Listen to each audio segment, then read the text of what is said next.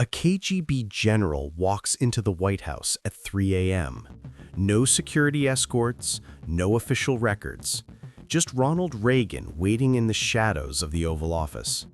What happened in that room over the next 2 hours would end the Cold War, but it would remain classified for decades. December 15th, 1987. While America slept, the most dangerous conversation in modern history was about to begin. Reagan had been president for 7 years, but nothing had prepared him for this moment. The snow was falling heavy that night in Washington. Secret Service agent Mike Peterson had been told to clear the entire West Wing. No questions asked, no logs to be kept. When Peterson asked his supervisor why, he was simply told that some conversations never happened. But here's what nobody knew. This wasn't the first time they had met. The KGB general sitting across from Reagan had been secretly communicating with him for months. And tonight, he brought something that would change everything. A briefcase, handcuffed to his wrist. Inside were documents that could either save the world or destroy it. The first contact had come 6 months earlier. A simple note slipped into Reagan's coat pocket during a diplomatic reception in Geneva. Written in perfect English, it said only, "The bear is wounded, the cubs are hungry, a friend." Reagan had shown it to no one, not even Nancy. Meet General Viktor Kozlov, 53 years old, silver-haired, with eyes that had seen too much. On paper, he was Gorbachev's most trusted intelligence officer. In reality, he had been watching the Soviet system crumble from the inside for years. His own daughter had been denied medical treatment because of party politics. His son had died in Afghanistan fighting a war nobody believed in anymore. Kozlov had risen through the ranks by being ruthless. He had eliminated enemies of the state without question. He had sent dissidents to gulags in Siberia. But somewhere along the way, the man who had served the communist machine had begun to question everything he believed. Reagan knew this pain. He had lost friends to communist oppression. He had seen families torn apart by the Iron Curtain. But tonight, he saw something else in Kozlov's eyes. Desperation mixed with hope. The two men sat in silence for a long moment. Reagan poured himself a glass of bourbon. Kozlov declined the offer, his hands shaking slightly as he reached for the briefcase keys. What Kozlov said next made Reagan's blood run cold. The briefcase didn't contain military secrets or nuclear codes. It contained something far more dangerous. Evidence that hardliners in Moscow were planning to overthrow Gorbachev within 72 hours. But that wasn't even the worst part. The coup plotters had already positioned nuclear submarines off the American coast. If Gorbachev fell, they would launch a first strike within hours. The countdown had already begun. Reagan leaned forward in his chair, the leather creaking under his weight. For months, CIA reports had been conflicting. Some said Gorbachev was genuine about reform. Others warned he was just another Soviet trick. But Kozlov's intelligence painted a different picture entirely. The Russian opened the briefcase with trembling fingers. Inside were photographs, documents, and what looked like architectural blueprints. But the first thing he pulled out was a list of names, American names. "Mr. President," Kozlov whispered in broken English, "they will kill Mikhail tomorrow night. Then they launch." Launch what? Reagan's mind raced through every nightmare scenario the Pentagon had prepared him for. Nuclear submarines off the coast, missiles targeting major cities, the Third World War starting before Christmas. Kozlov spread the blueprints across Reagan's desk. They showed the layout of a secret bunker beneath the Kremlin.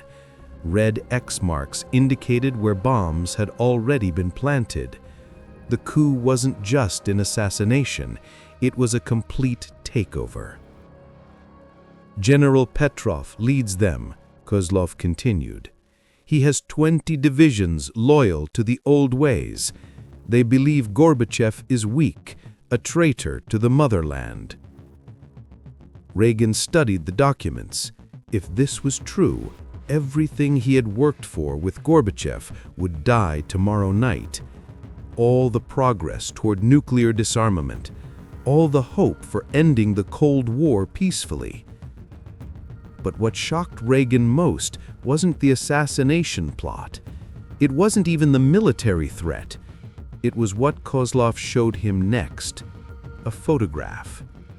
Taken just 6 hours earlier in a secret bunker beneath the Kremlin. In that photo, Reagan recognized a face that made his hands tremble.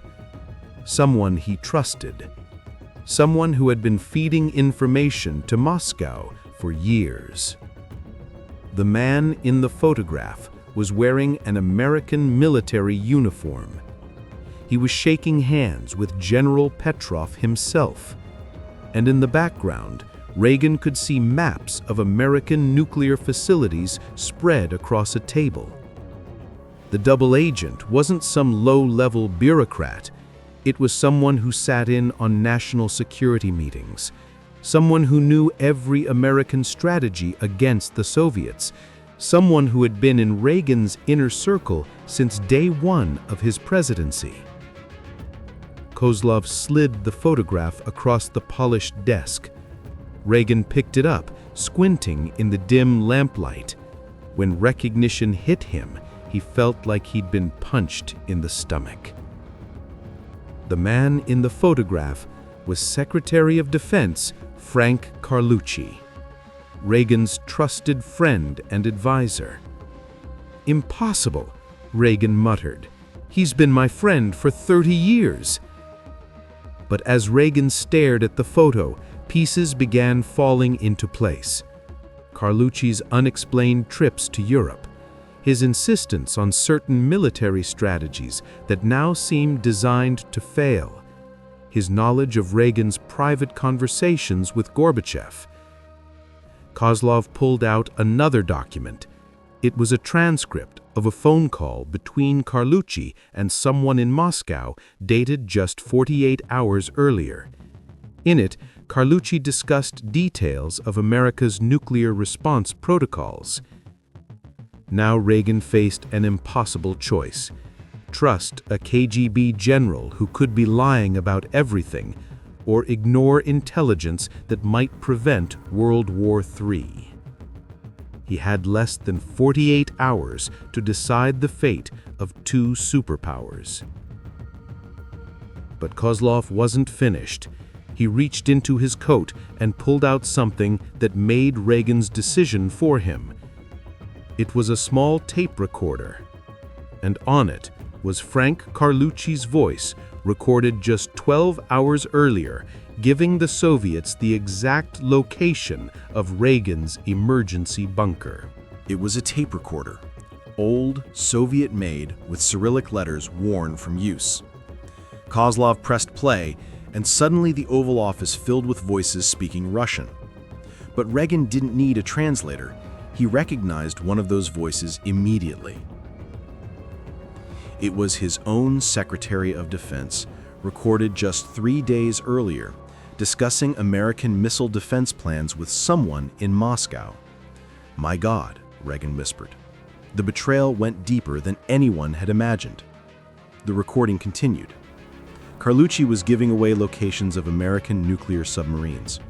He was revealing which NATO allies had secret agreements with the United States. Most shocking of all, he was providing detailed information about Reagan's personal security protocols. Reagan's mind flashed back to all the times Carlucci had been alone with classified information, all the meetings where sensitive intelligence had somehow found its way to Soviet hands. The CIA had suspected a mole for years, but they had been looking in the wrong places. Kozlov leaned back in his chair. "Mr. President, I have been planning this defection for 2 years, but I need your help. Save Gorbachev, and I give you everything. Names, dates, locations, the entire Soviet intelligence network in America." Reagan studied the Russian's face. Deep lines around the eyes from years of stress. Hands that shook slightly from too much vodka and too many sleepless nights. This was a broken man offering his country's secrets to save his leader's life.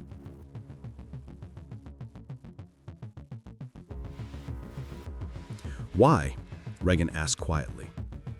"Why are you doing this?" Kozlov's eyes grew distant. "Because I have seen what happens when evil men have power. My father was executed by Stalin for speaking the truth. My brother died building the Kremlin's nuclear bunkers. I have spent my life serving monsters, Mr. President. Perhaps it is time to serve something better." The Russian reached into the briefcase again and pulled out a thick folder. This contains the names of every Soviet agent operating in America. Judges, congressmen, military officers, even one of your Supreme Court justices. Petrov plans to activate them all when the coup succeeds. Reagan felt the weight of the folder in his hands. Inside were secrets that could destroy careers, topple governments, and reshape the world order. But using this information would mean trusting a man who had been America's enemy for decades. Kozlov stood up and walked to the window. Outside, snow continued to fall on the south lawn.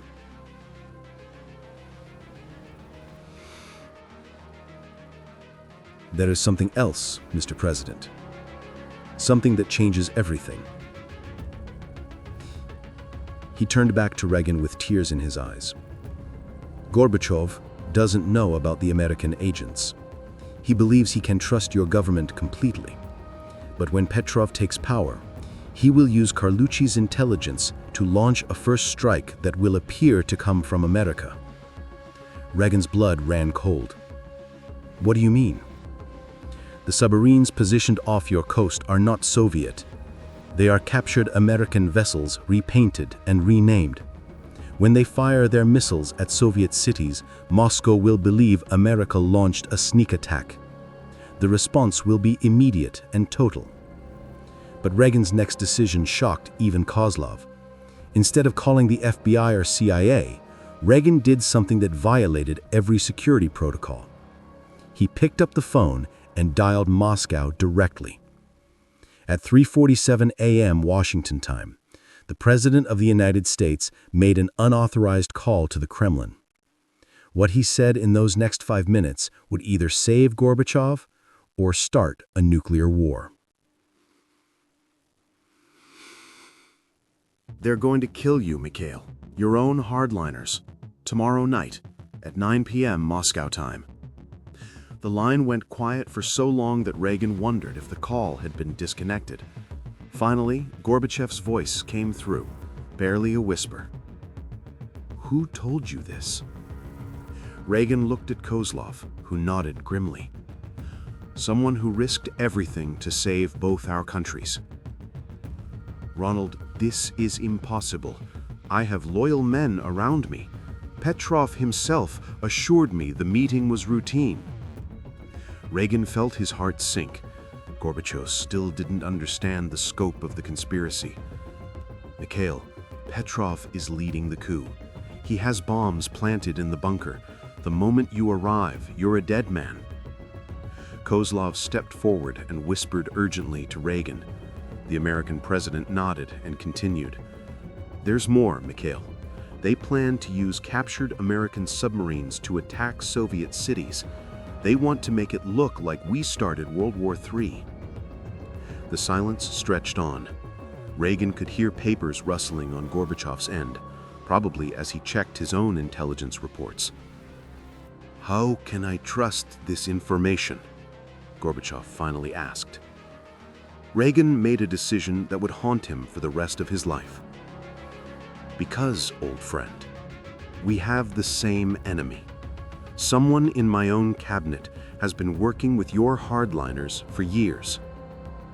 Over the next 20 minutes, Reagan shared everything Kozlov had revealed. The submarine positions, the planned false flag attack, the network of Soviet agents throughout the American government. By the end of the call, both leaders understood they were fighting for the survival of everything they had worked to build. "What do you need from me?" Gorbachev asked. "Cancel that meeting. Arrest Petrov and his conspirators. And Mikhail, trust no one else with this information. The leak could be anyone." What happened next would remain classified for 30 years.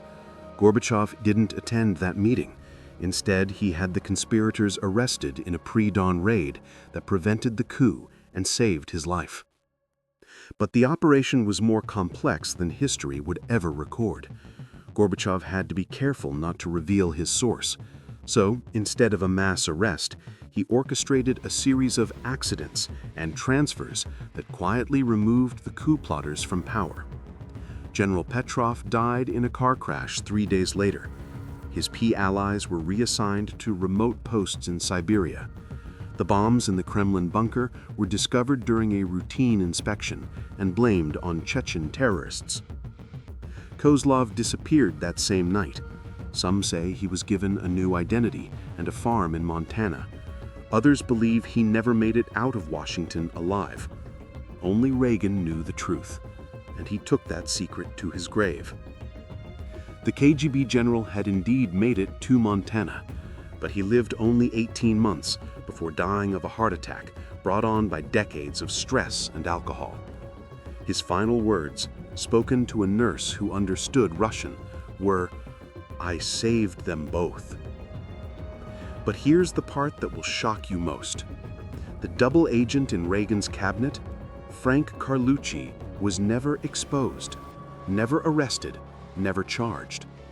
Reagan kept that secret too, because what Kozlov showed him that night revealed something even more dangerous than treason. The betrayal went all the way to the top of the American government. Carlucci wasn't working alone. He was part of a network that included members of Congress, federal judges, and even officials in Reagan's own White House. Reagan realized that exposing Carlucci would unravel a conspiracy so vast it would destroy public faith in American democracy itself. Instead, he began feeding Carlucci false information, turning the traitor into an unwitting double agent working for America. For the remaining years of his presidency, Reagan played a dangerous game. He used Carlucci to feed disinformation to the Soviets while secretly working with Gorbachev to end the Cold War. Neither man could trust their own governments completely, so they learned to trust each other. 6 months later, the Berlin Wall came down. The Soviet Union collapsed. The Cold War officially ended. History books credit Reagan's policies and Gorbachev's reforms, but those who know the truth understand something different. The Cold War didn't end with speeches or treaties. It ended with a handshake between two old enemies in the shadows of the Oval Office, when one man chose to trust another with the fate of the world. The final twist came years later, when Reagan was battling Alzheimer's disease. In his confused state, he began talking about the secret meeting with Kozlov.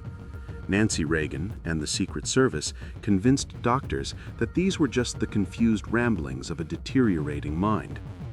But one doctor, who had served in military intelligence, recognized the details Reagan was describing. He spent years trying to verify the story, following paper trails and interviewing retired agents. What he discovered confirmed that the most important conversation of the 20th century had indeed taken place in secret. Some secrets are worth keeping. Some lies are worth believing.